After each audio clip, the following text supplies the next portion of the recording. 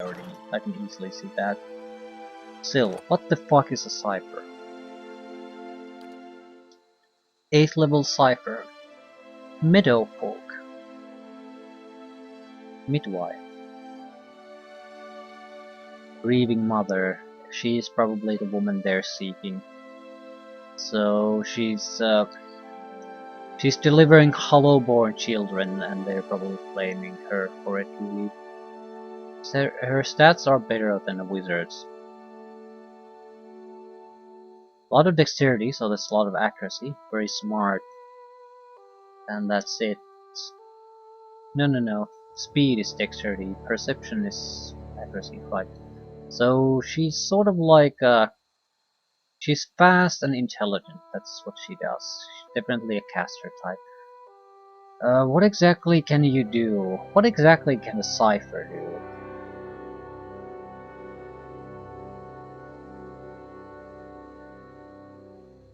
He has light armor. Mental Fortress. The plus 10 defense against frightened, confused, charmed, dominated, and terrified attacks. Zealous Focus. No, that's come from the Paladin.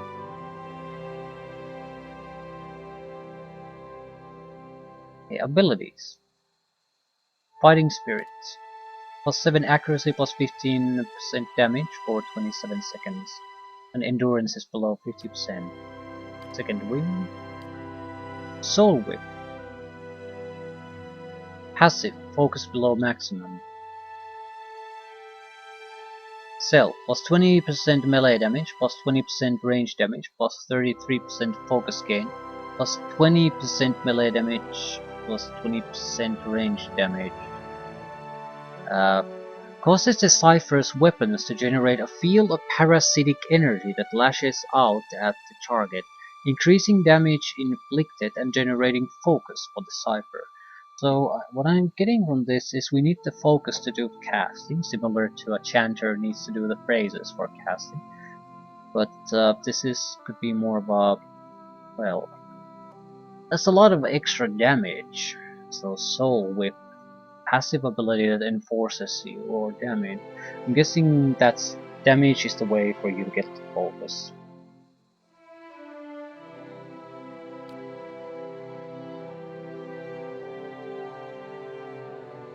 Eye Strike. Cars 10 focus. Blinded, target blinded for 13.5 seconds, dazed for 13.5 seconds versus 42. Foe area of effect, blinded. Shocks an enemy's visual receptors, dazing and blinding them as well as blinding nearby targets. Mind Wave. Target becomes the object of a concussive blast of psychic energy, suffering raw damage from the trauma. Characters in a conical area behind the target failing a fortitude check are knocked prone from the blast. Right. Some raw damage that bypasses all resistances, knocks down others. Whisper of Treason. Charm for 13.5 seconds against will. Imparts a bedeviling secret to an enemy that causes its allegiance to bend, charming them for the duration. So she's some kind of a psychic woman. Mind Blades. 20 focus. Co-opts the target's essence, generating a slashing blade of force that attacks them before leaping up to 5 additional targets. 19 to 29 slashing damage versus deflection. Foe jumps 5 times, 17 to 26 slashing damage.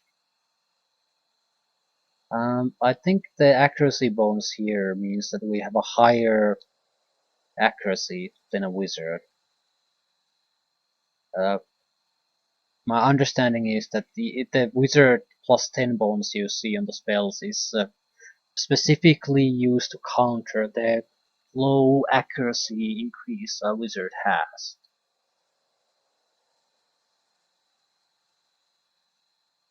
Or initial level, I'm not sure how it works.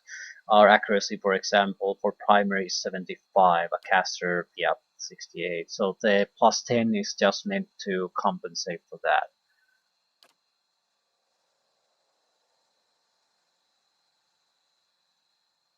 Phantom foes. Foe area of effect. Flanked for 27 seconds, frightened for 8 seconds. Invades the minds of the targets in the area of effect, causing them to believe they are surrounded by phantom foes, leaving them flanked for the duration. Interesting. Flanking without flanking. Recall agony. Causes the target to relive the psychic trauma of an injury moments after receiving it, experiencing the damage all over again. 30% of all damage reapplied over 16.2 seconds. So massive damage increase. This is Cipher is an interesting caster.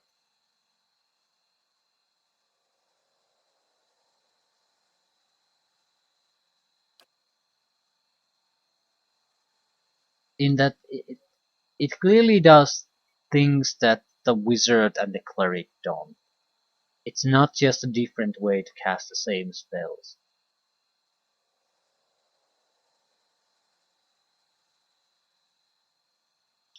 Level 3. Less spells, by the way. I'm guessing, that might explain it. Wizard has the ability to switch. Cipher might not. So yeah, he has his selection of interesting abilities, but she cannot change them. She has the abilities, and that's all she'll have. She might be worth respecing, just to see what our options initially are. Fractured Volition violates the enemy's memories to bring vivid recollections of past failures to the surface, leaving the target hobbled and weakened. Right. Against will.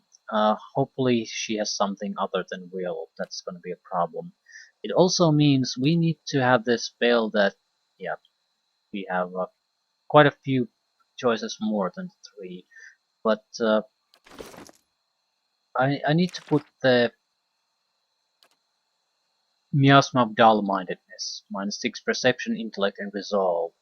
So it will weaken it will really weaken their resistances to will. This goes through. So we only need to get a single will shot in order to make them very vulnerable to the Psyker.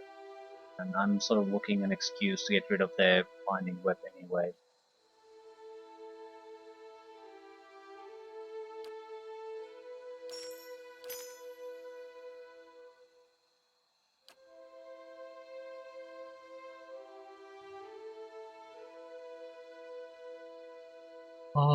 We're not using these, so I'm putting an arcane damper there. And we, yeah, not much options here.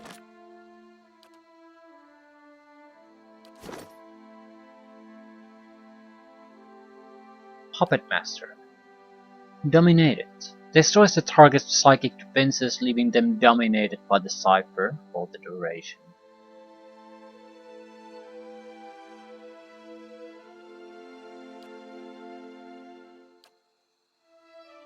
(124.6 burn damage over 13.5 seconds versus Fortitude).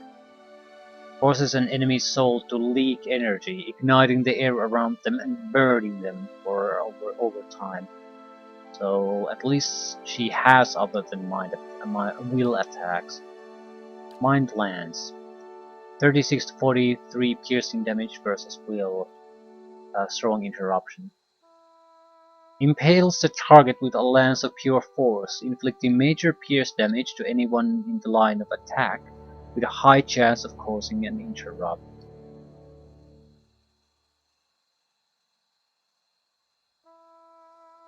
So it's a line. Target plus length of 14.2 meters.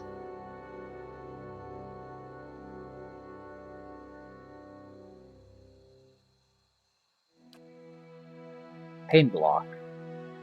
Allied target, plus 10 damage reduction for 27 seconds, plus 103 endurance for 27 seconds. So it's significant damage reduction and heal.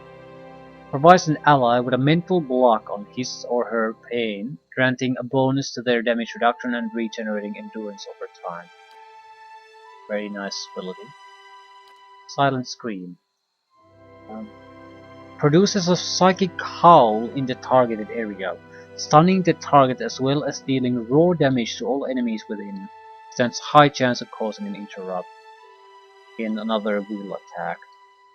Uh, Target takes raw damage and is stunned. Foe area of effect, raw damage. So it'll go right through any defenses. Damage resistance. Nice radius too. Yeah, I think this, yeah, she relies more on the radius increase and duration increase. The power isn't that important. The raw damage, I mean. It's all about how long are they stunned or dominated and how large is the area. Pellets. Draining Whip. Plus 33% focus gain. Effect. Plus 20% melee damage and range damage. Enhances the draining power of the Cipher's Soul Whip, regenerating focus more quickly. Well, I can't see anything wrong with that. Fighting Whip. Cipher's Soul Whip bites deeper, granting bonus damage. Yeah, okay. Can't really see anything wrong with that. It's the fundamental basis of everything you do. How fast you can regenerate the focus. Greater focus. Plus 10 to maximum focus. Not sure if that's good.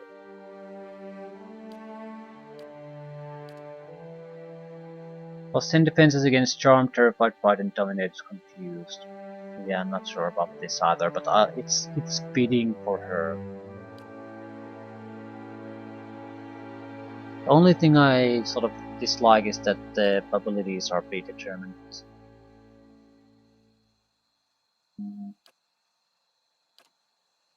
Fortitude, Fortitude, Will, Fortitude, Will, Deflection, Will, Will, Will, Will, Fortitude, Will, Buff, Will. Right. A little bit heavy on the wheel, but at the same time I have no idea what my options were, so... And she's basically a psyker, so yeah, that makes sense. Do you have weapon skills, by the way? I don't think so. So it doesn't matter what I use on her.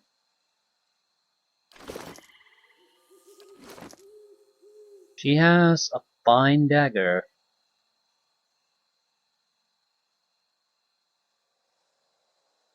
Light armor. But it's a terrible armor. I think I can do better. I think all of these are terrible. So maybe we can add a unique crossbow.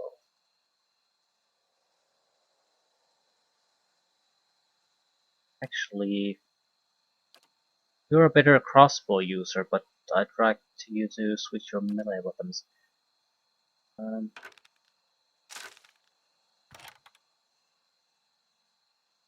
do you have skills? Stealth and survival, so she's a rogue, sort of. Except she doesn't. She's a scout. Okay.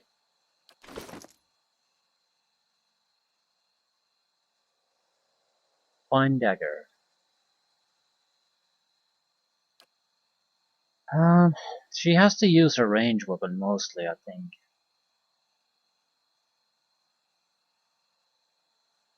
She doesn't have the flanking benefits that a sneaksman should have. Doesn't have the stats either. Her accuracy is good though. Yeah, 75, better than the fighter with shield. Highest accuracy in the entire goddamn group. I wonder if she can use a wand. Why wouldn't she? Do I want to use a wand?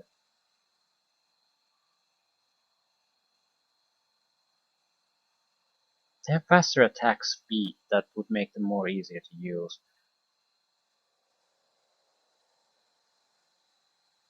I need a melee weapon, and then I think I'll just give her a wand.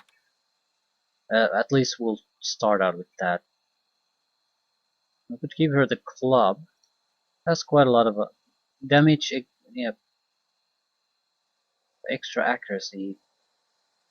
I think we have a better small weapon like this. Maybe even use this. Critical hit modifiers, graces convert to hits, and it's a fine weapon. Single-handed saber does a significant amount of damage too.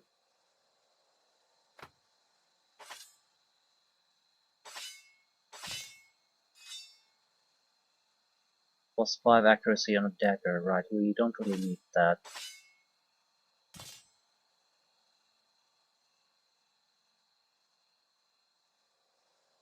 We can give her the blunt weapon too. Well, she's probably not gonna be a melee guy anyway, so we need a range weapon. She's a caster. I think she can use a wand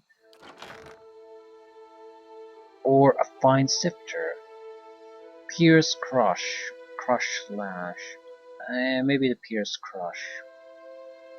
No. Yes. Maybe.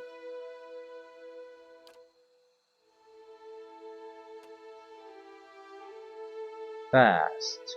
Fast.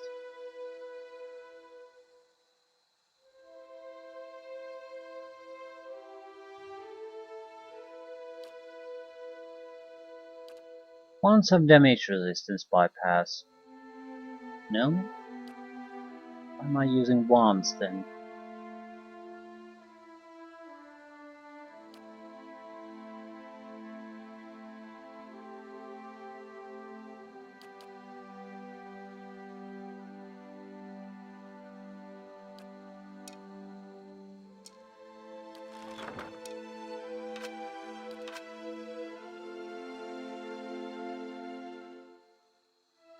We should have quite a bit of a damage increase here. So probably not visible. We have a better light armor too, but does it have, well, it sort of has to be light if we want to go into fighting. And I'd like her to have an armor. I don't want her to be another squishy wizard. Squishy is something she's gonna be, but maybe we can make her a little bit more hardy. She has a reasonable amount of endurance, and even increase it further.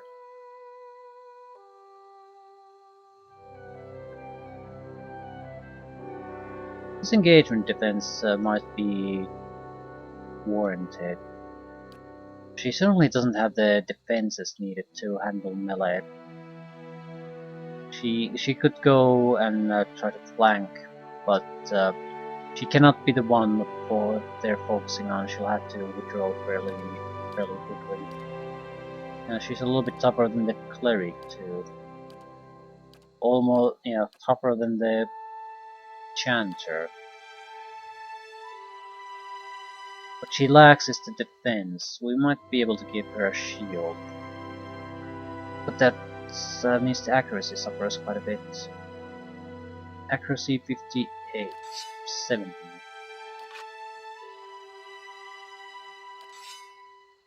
It's quite a bit of difference.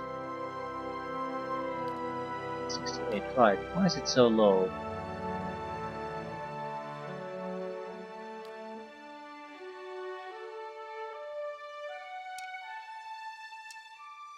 Well, it's the same with all the ranged attacks though.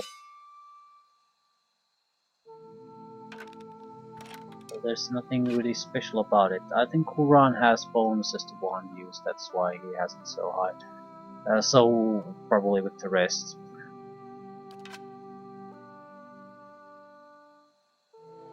Right, we had better armors, I'm pretty sure of it. Maybe unique ones too. Also, anything that we can add to the rest of the slots would be helpful.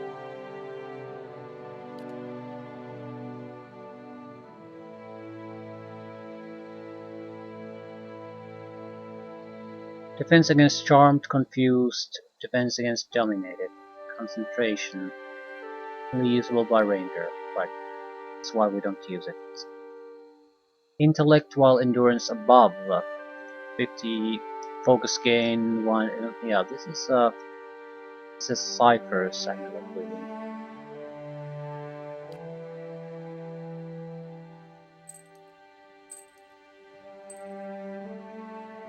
Plus 25% focus gain while endurance below, above 50%, and plus 2 intellect. That should compensate for the use of a ranged weapon.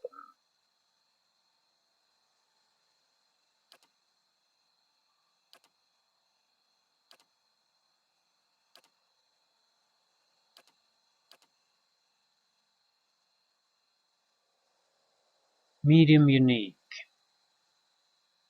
Plus 10% ability area effect.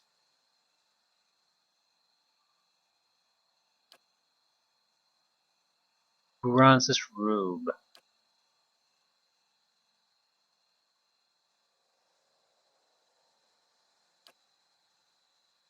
Hmm. Looking at these aren't exactly amazing. Medium armor. Recovery speed is similar to this. No, not really.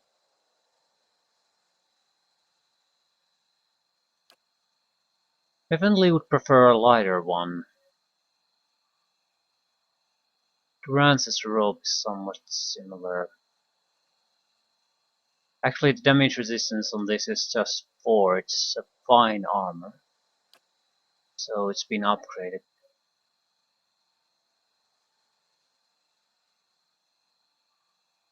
A fine robe is pretty much the same.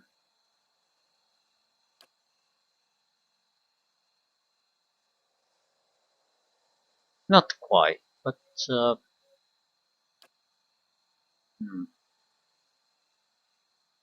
some kind of medium armor might be what we are looking for. 30%, 35. Fine leather armor, basically. It's more or less the same, but corrode is worse. In every other way, it's better.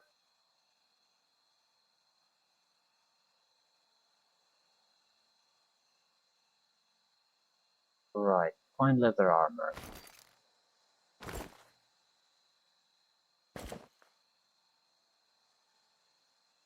Can we do anything with this?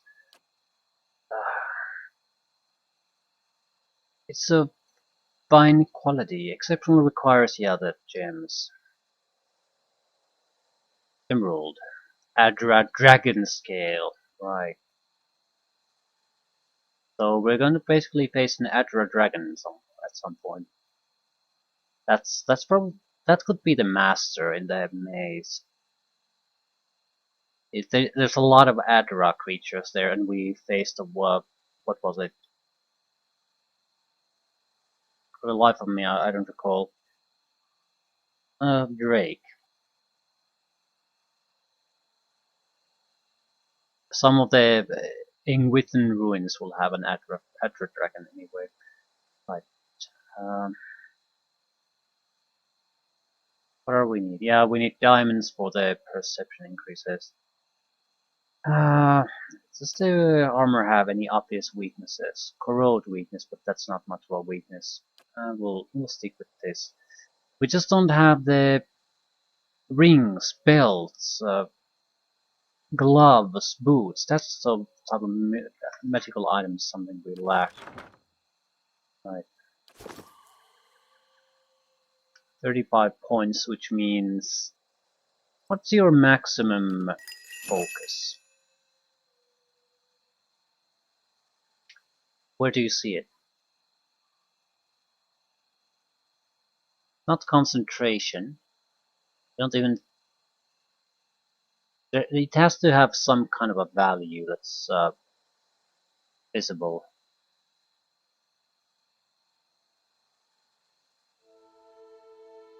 Maybe it's level based.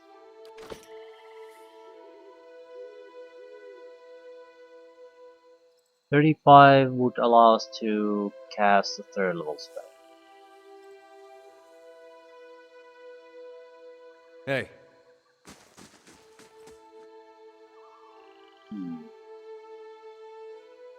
I'm sort of thinking of switching her place with Guran's.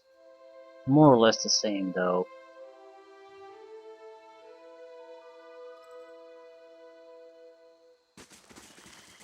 Right.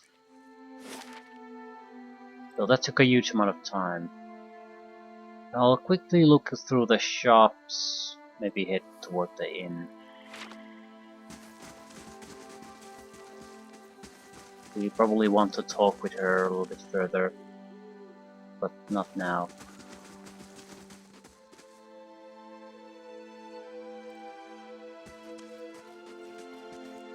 Winfried's Armory. I'm guessing we'll end up being in a fight when we exit the city. That's why no one probably knows the woman I'm looking for, because it's her.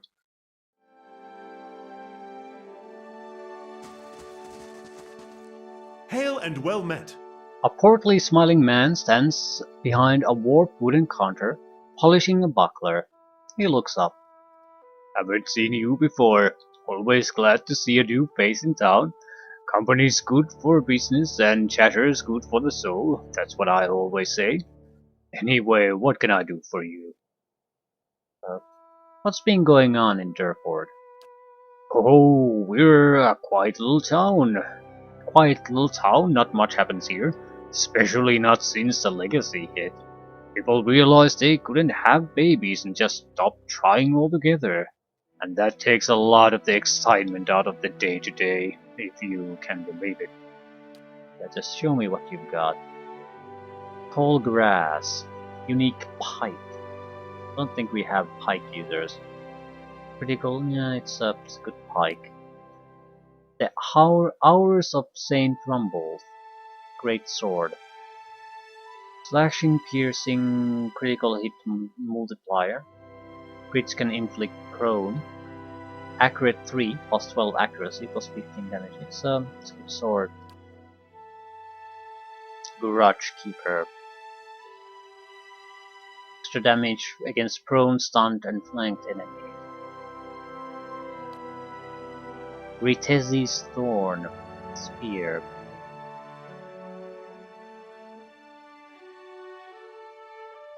Extra accuracy and damage while endurance below 50%. There's some crushing damage. Nothing else. Mosquito. Rapier. Damage restored. Angios Gambison. Light armor. That's okay, light armor. Good recovery speed. Plus 2 athletics. Grants deleterious alacrity of motion. 1 per rest, that's a good one. Plus 50% attack speed for 30 seconds, minus endurance over 10 seconds.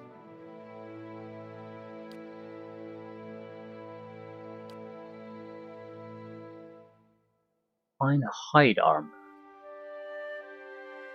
So high damage, light armor. No, it's just fine quality. Boost of Zealous Command. Plus 20% Zealous Aura of every effect. I'll take it. But we don't have these type of items, we just don't. And it's less than 1000. Voice of the Mountaintop. Chant area of effect plus 20%. I don't care. Roper and grappling hooks, I think we have extras already. He has 2 for God's sakes. Pry bars, hammers and chisels, yeah we have all this. You want to buy some of my crap in exchange? I've got crap. I got tons of crap for you.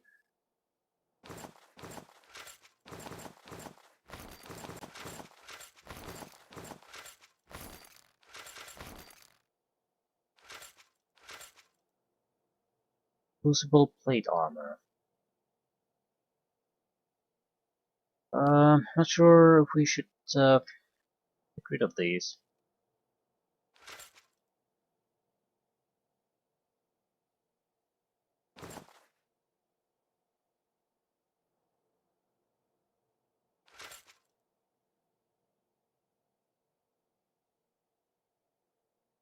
Okay, that'll cover the cost of this item easily. Certain type of weapons I'd like to very much get rid of. And we have 6 pages of this shit. That's a bit too much.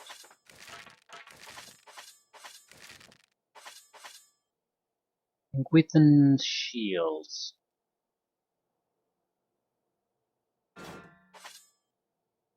I'm going to keep a lot of this, but I want to get rid of a lot of this that's blatantly trash.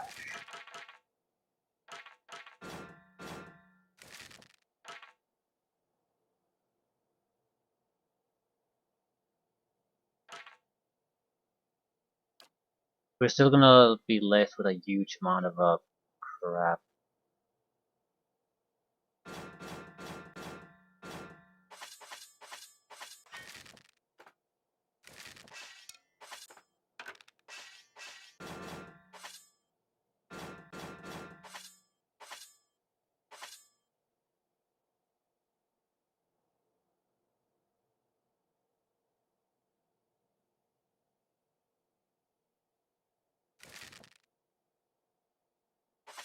Hmm. Away, go away, go away.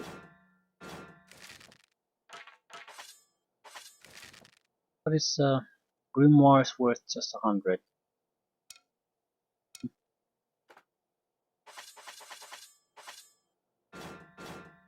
And we're still gonna be left with a huge amount of excess crap.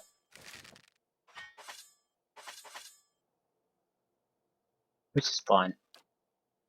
I just want to get a little bit of extra space here.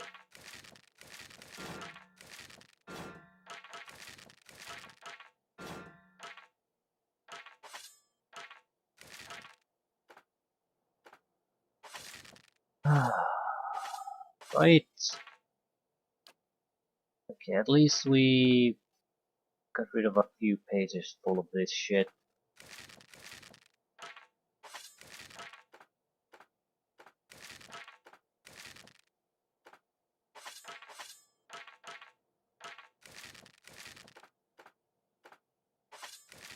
Right, there's still a lot of excess crap here, but yeah, I'll take the boost and a couple thousand extra coppers. Boots will only go for her. Plus 20% zealous aura area effect. I think she has zealous aura.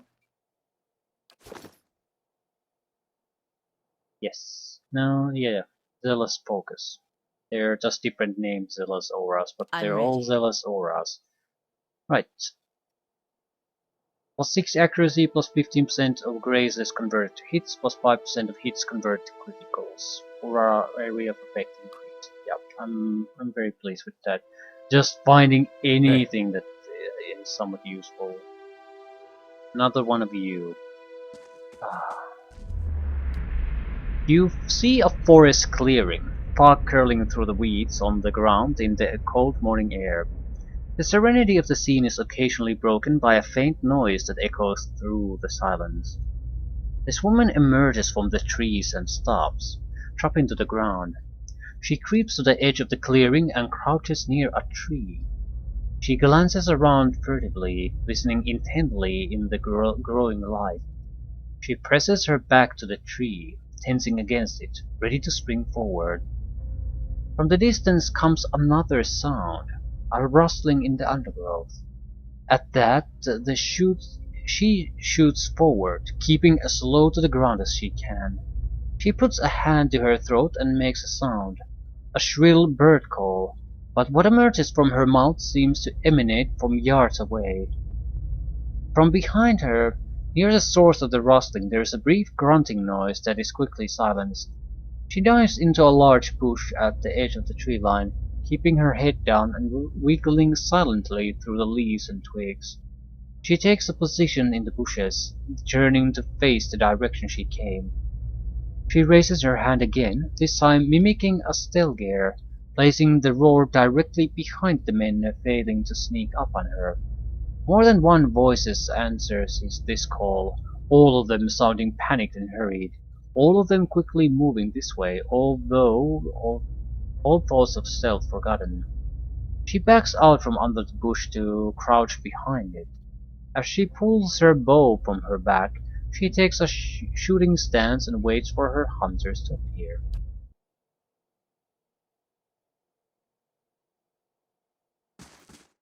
Hmm.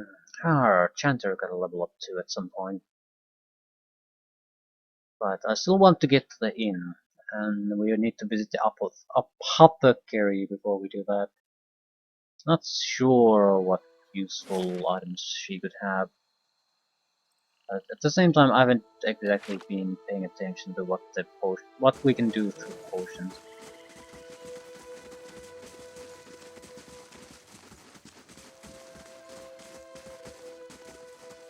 Good day to you.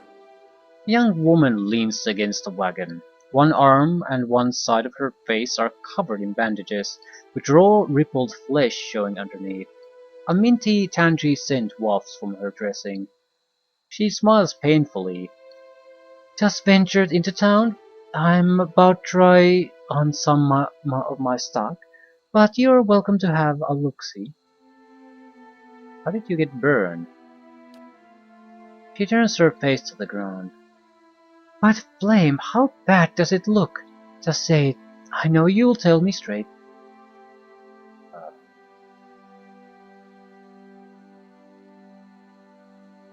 looks like it looks like it hurts. She laughs ruefully. That's a mighty soft way of putting it.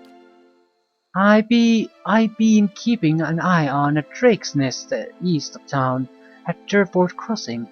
The bee stayed just long enough to lay a clutch and move on.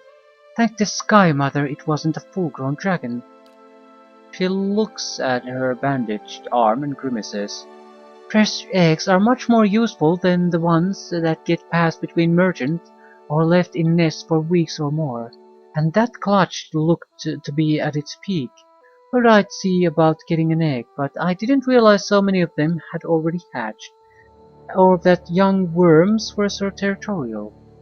So it's a worm, drake, dragon. It's more of an age thing than a different species thing. What's so special about these eggs? They're one of the strongest tonics known to Kith. If you leave out Caro Golan, of course. Not saying anyone should take that. But dragon eggs are known to make Kith bold, purposeful. Some even think they'd protect from beeswax. He shrugs. All I know is everyone's pining after potions made from dragon eggs. But the damn roads! Can't reach none of my suppliers, so I'm stuck with whatever I can scrounge up in the wood. Furcap, river reed, and the like. Show me your wares. I'm not sure if I want to go poaching for eggs. Major endurance, 100 endurance restored. So things like these might be something we want to invest in at some point. No high level jewelry. It could be a level thing, I mean that they're level capped, and until you reach a certain point you just can't get them. That's an unfortunate solution, but could be possible. It could also be that you have to upgrade, if you want to buy them you have, there's at some shop somewhere, or you have to upgrade your own fortress to have them. Something like that. And we got the dragon egg quest, even though we didn't offer to do it.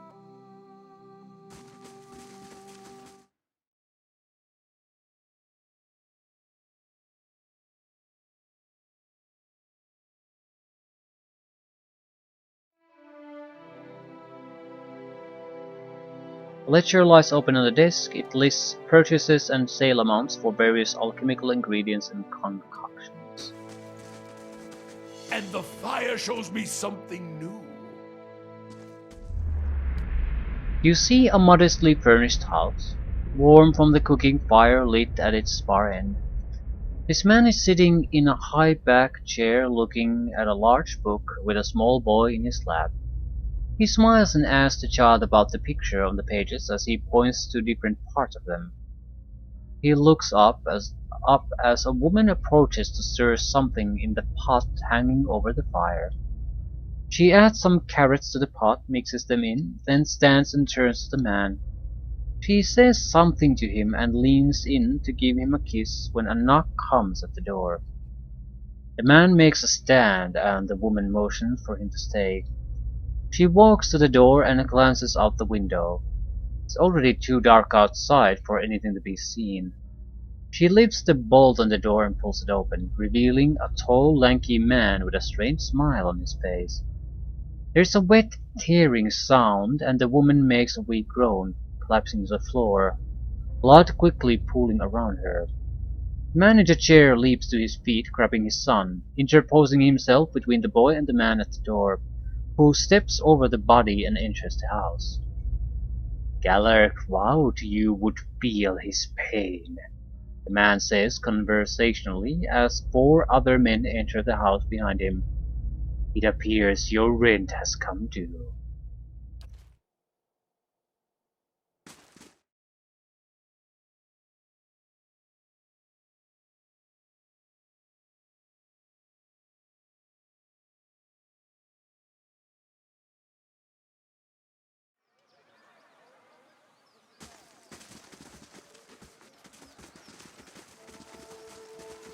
Ooh, there's an odor that could sear the memories from your skull. Elder antelope horn. Okay.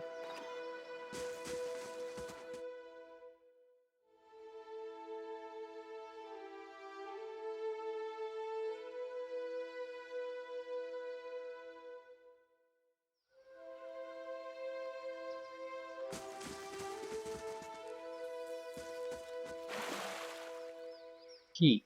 Curious key.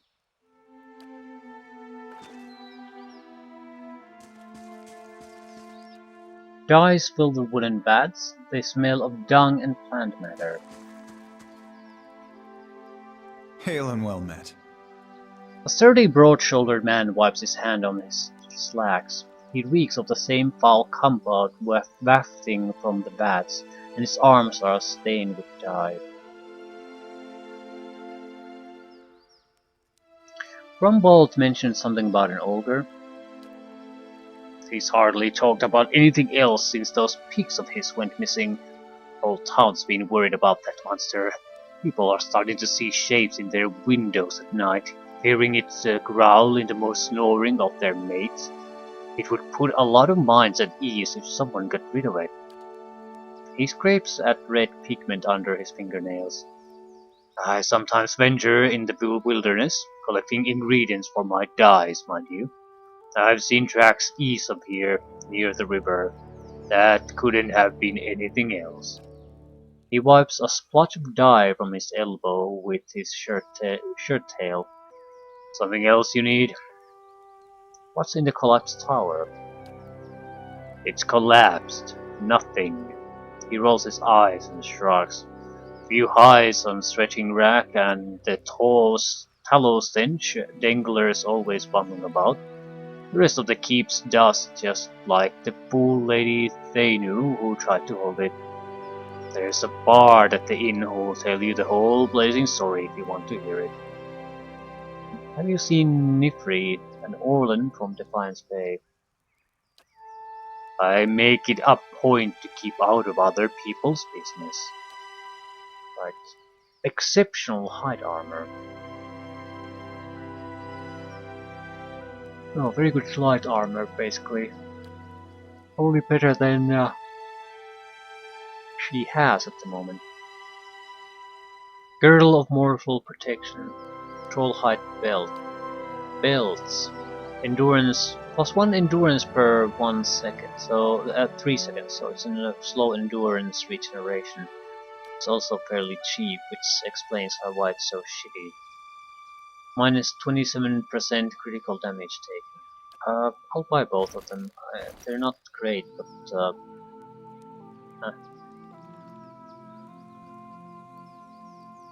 they're fairly cheap.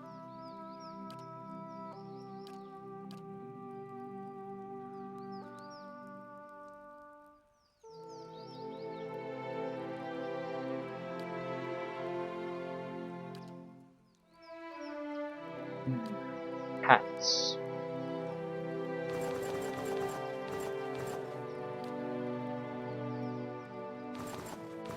We have so many of certain types. I'll just say sell a few of these. Oh, actually, yeah, these don't really do anything. Hmm.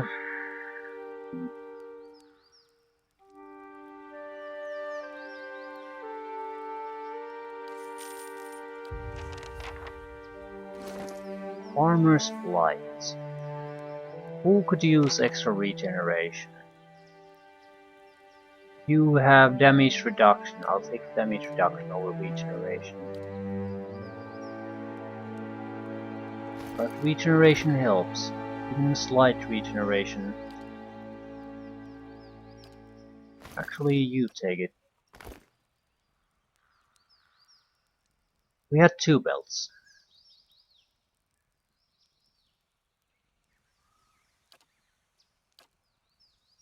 And where did I put the other? Plus 27 critical damage taken.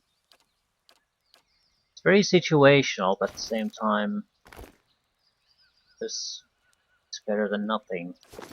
Cut your incoming critical damage by 1/3 almost.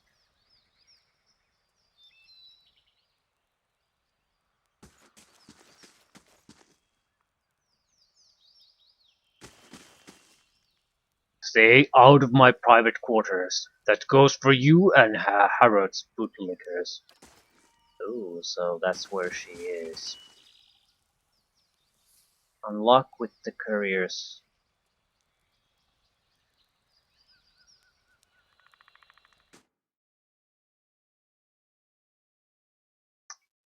Right, I'm more than willing to leave it at that. So on Orlan, so it's one of those more furry creatures. Definitely not the woman we're traveling with.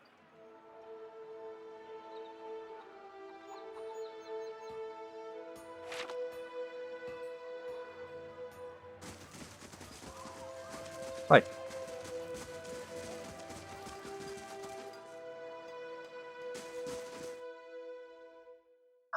So we'll end things here.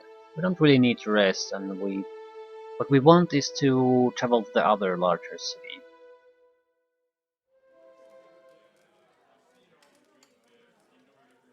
Sid. It has to be the chanter then. Welcome. A redhead stands by the fire, tuning her lute and plucking its strings.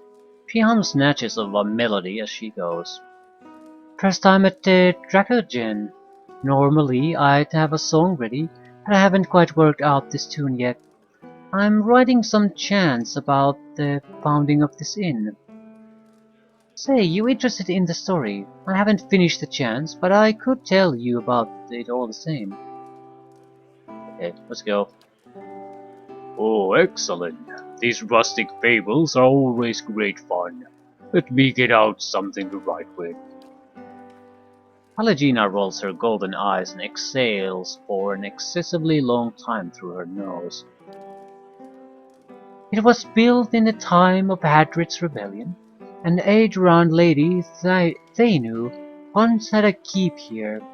One of the towers still stands, but the rest is said to be buried under the village. Anyway, she stuck to the side of the Empire, and a contingent of Duke Hadrit's Knights of the Crucible helped the farmers and colonists in the area turn her keep to rubble. This inn was the first building that sprang up from the ruin, built with some of the same bricks the colonists had pulled from the Lady Thanu's castle, they say. Supposedly, the quarterstaff of her chief wizard even got lost in the construction, mortared into a wall or nailed under a floorboard. Anyway, the inn was supposed to be a haven and a meeting place, but the locals built their new town.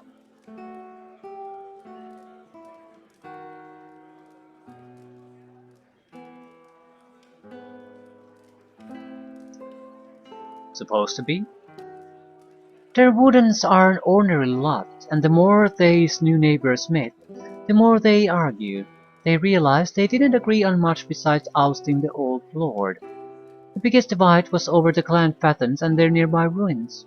Hadred's knights and their supporters wanted to keep the peace, but a group of misfits with more anarchic leanings that had formed in town wanted to go after the tribes the same way they'd gone after the lord.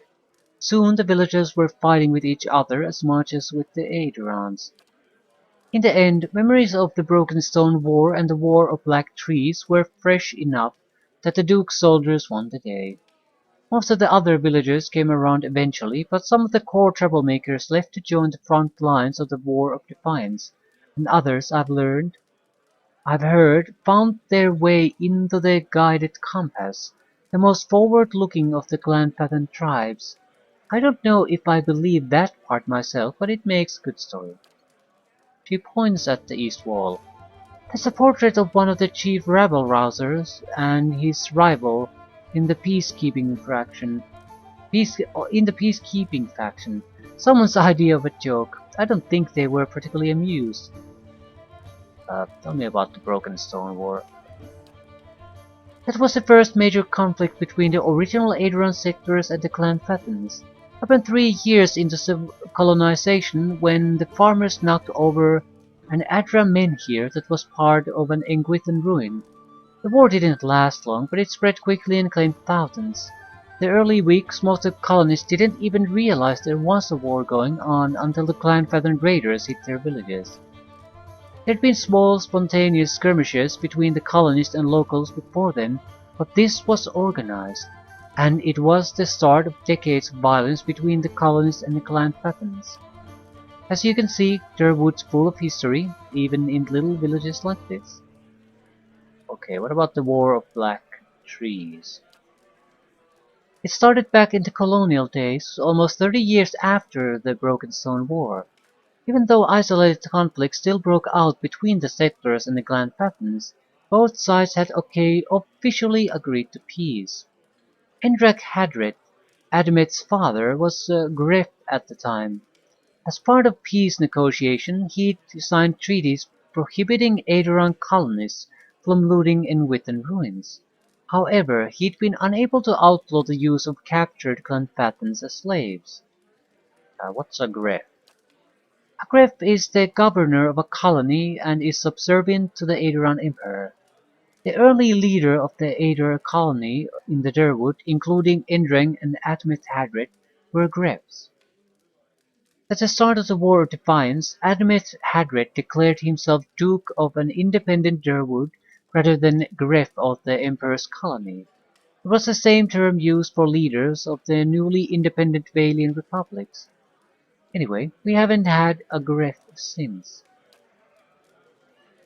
The taking of Clanfathan slaves had continued to be a source of conflict. It came to a head when imperial agents, aided by certain earls in the Durwood, began looting the ruins again.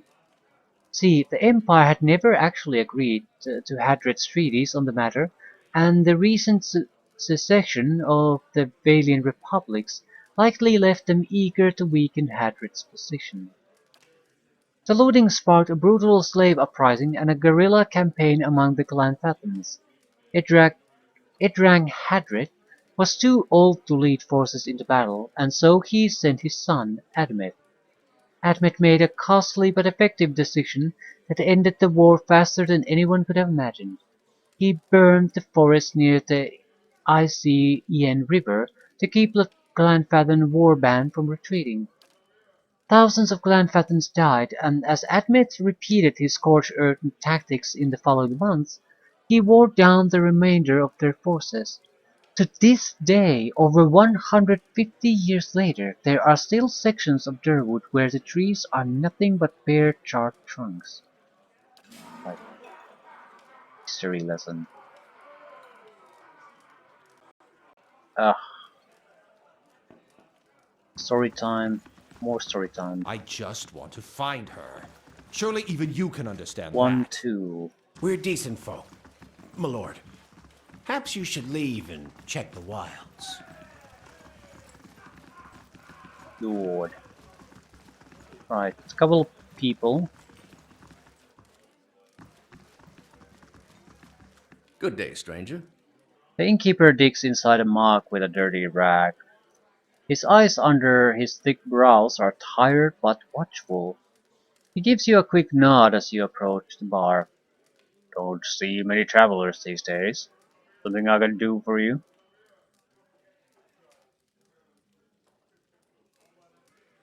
Um, weren't we looking for something else in this village? The leaden key agent. Maybe that's what the locked door was about in the uh, uh, ruined tower. Hmm. Yeah, I have so many quests. I sort of I only remember a few of them, and I sort of assumed that everything has to be connected to those few quests that I actually remember. Ah, okay. Don't see many travelers these days. Something I can do for you. What was your exchange with the nobleman about? He looks up from polishing his tankard and glowers at the lord. Walk around here is decent. They mind their own business. You want to stick your nose in it? Go talk to him yourself. Okay.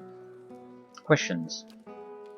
Ask. Have you seen an Orland called Nifree? He jerks his head at the stairs. Twitchy lady, that one. Right. Who, anything useful? You said you don't see many travelers. Of course not. Why would they come here?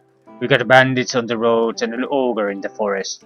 As that yapping fool Rumble will tell you. Worse yet, hasn't been a healthy child born here in over a year. Most kids that come here is just passing through. Hmm. Who exactly lives here? Not many anymore. Hard to keep people around when everyone here is birthing Halaborn. But we got a few who stick around and do business. Trijules the leather courier. Hendina crafts potions and Winifred trades in general goods. Rumbold's a pig farmer, or was anyway. Um, Tell me about Trigel. He's a courier. Treats leather and makes armor and a few other goods with it. Problem is, the smell of tallow and deer shit tends to put people off their food, and his shop's right next door. What about Hendina? Lady's a clever hand with potions and poultices. Got herself into trouble with a nest of worms, or so I hear. Her cart's on the east end of town. And Winfrey? Been around here even longer than I have. Nice enough fellow, but never could find his way to the end of a sentence. His shop's across the square. Uh, right, I think I'm okay with this information. What do you sell here? Level 7 adventure.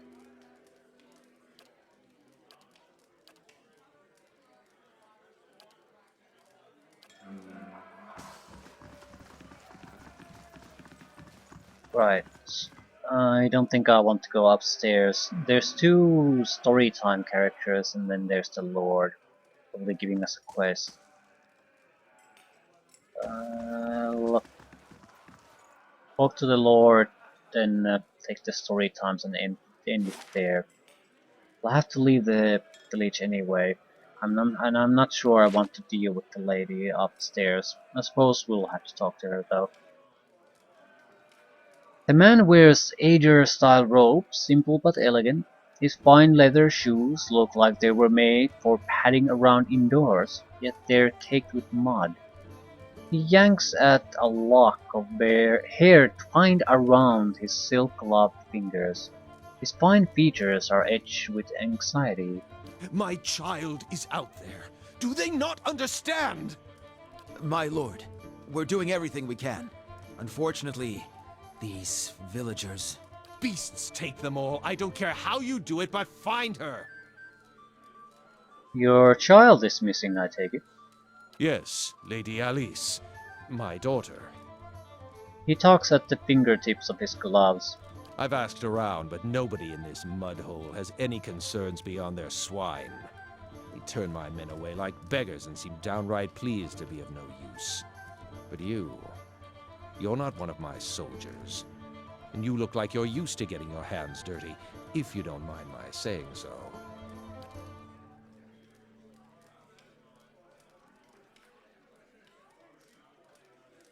Artist. His guard leans in.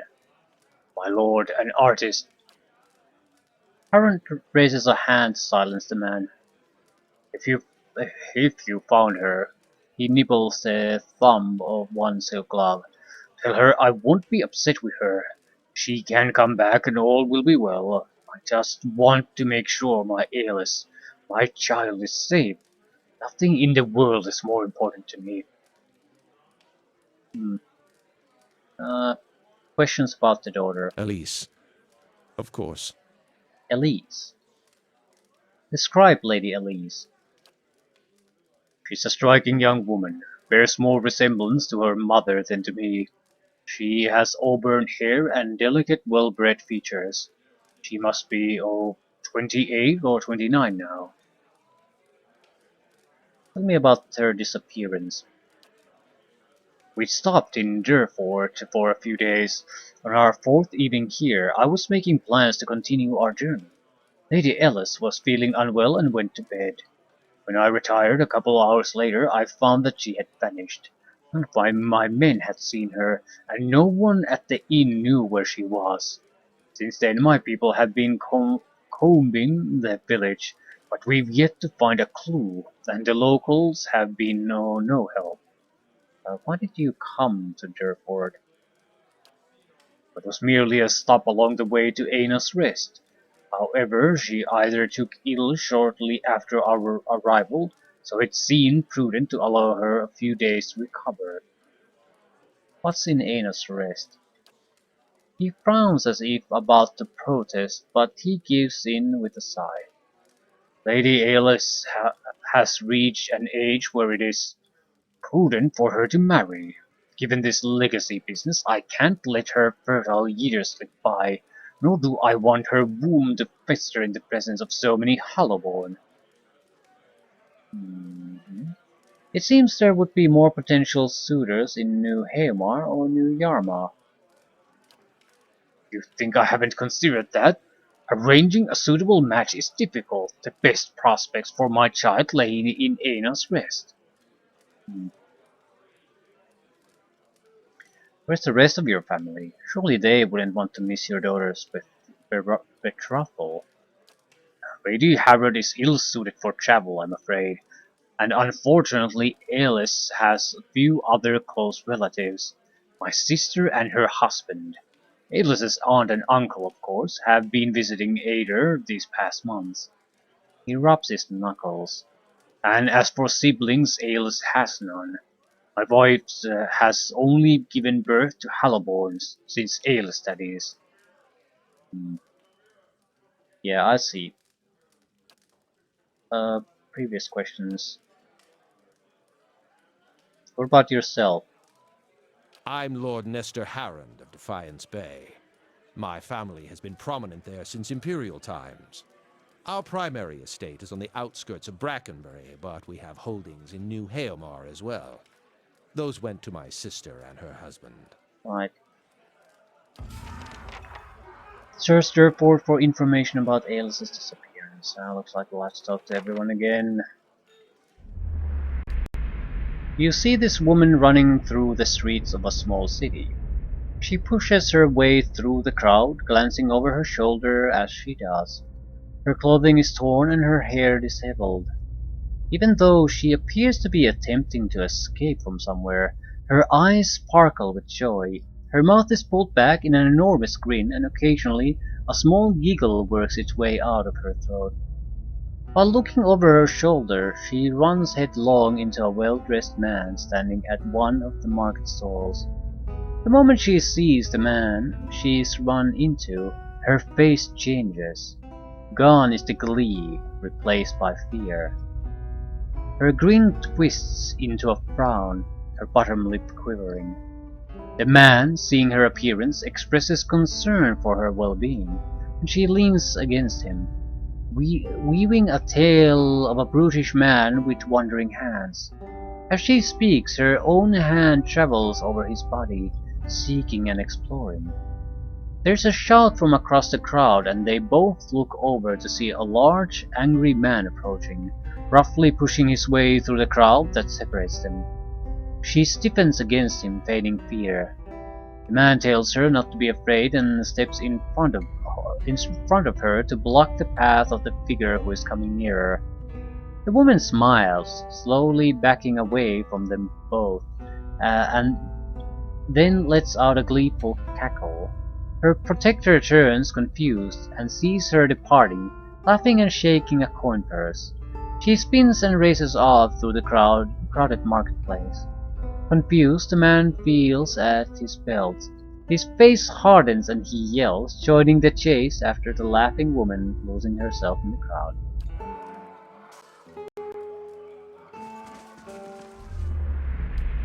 You see a man open the door of a house, slow with fatigue.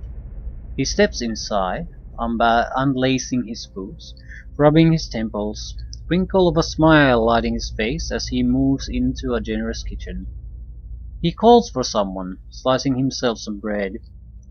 House creaks gently in response. His lips purse, and he pads out the kitchen into a large room with a staircase. Chewing slowly, he takes the stairs one at a time, calling once more. No response. His body freezes for a moment as he walks into a room of stairs. Nothing on the lone bed but an abundance of faded felt toys. Moving faster, he checks each room, his calls growing more urgent. No response. Any sign of exhaustion is gone, replaced with limber panic. He checks cupboards, paths, anywhere a child might hide. Nothing. Then a letter, next to the door he came in from, with a queer symbol on its wax seal, one he's seen before.